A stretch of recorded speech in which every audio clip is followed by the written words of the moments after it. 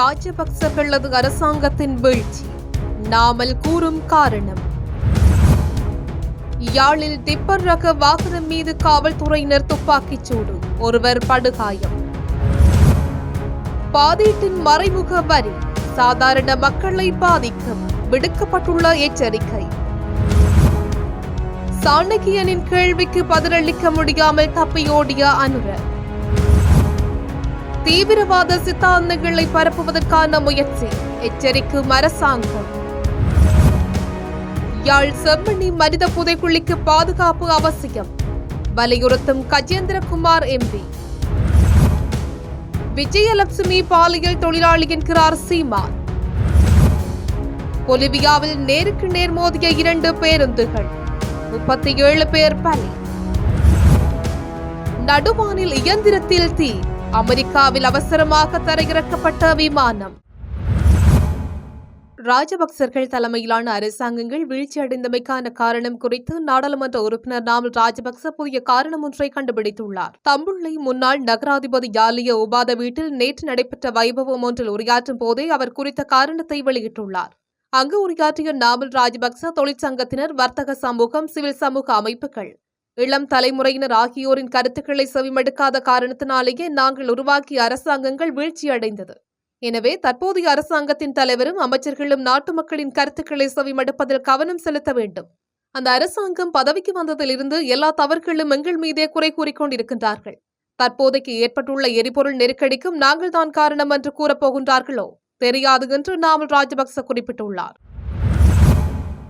யாழில் டிப்பர் வாகனம் ஒன்றின் மீது காவல்துறையினர் துப்பாக்கி பிரயோகம் மேற்கொண்டுள்ளனர்.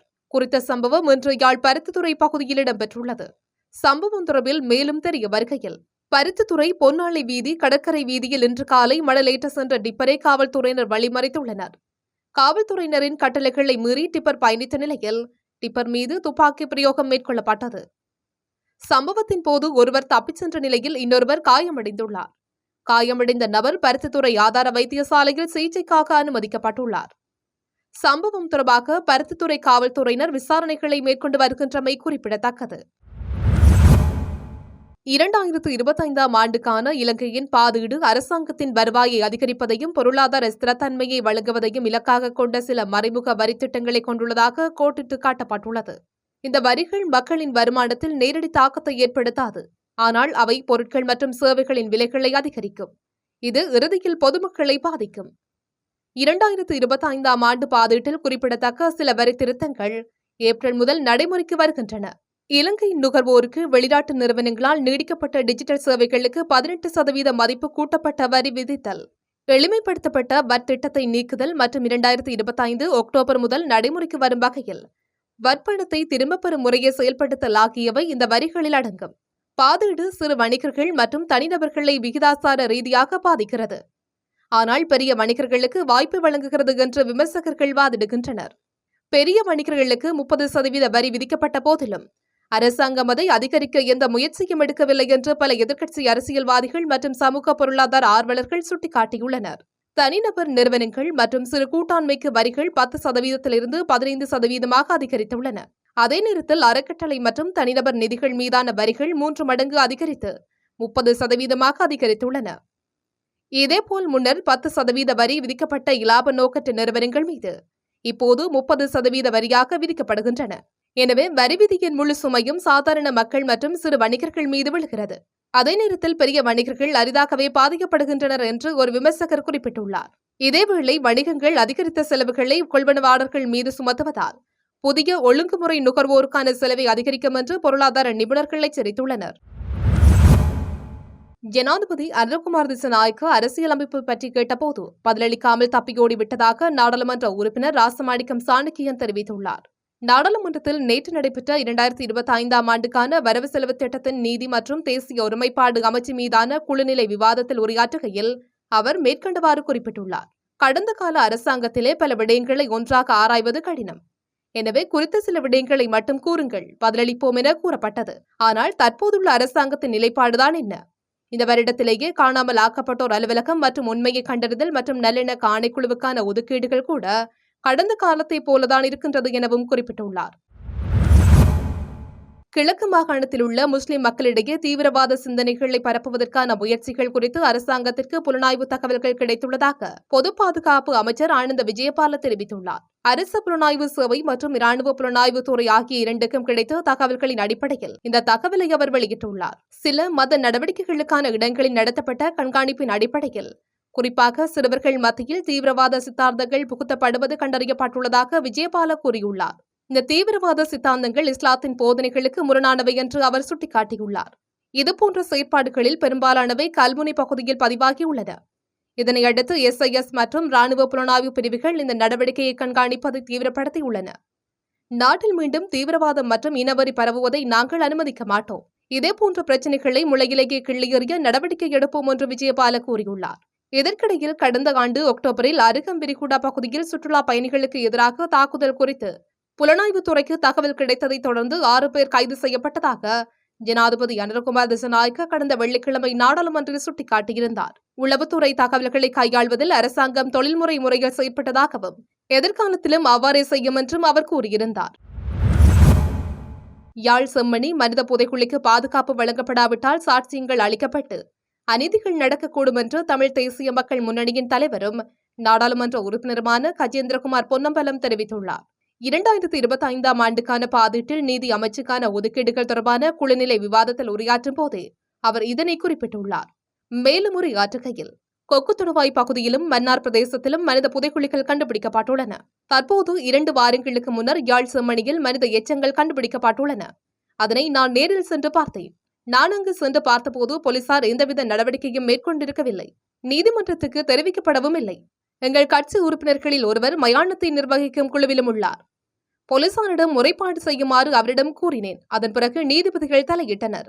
மேலும் இந்த விவகாரம் தொடர்பில் ஆராயப்பட்டு வருகின்றன. ஆனால் இங்கே புதைக்குழிகள் தொடர்பில் எந்த நெறிமுறையும் கடைபிடிக்கப்படுவதில்லை.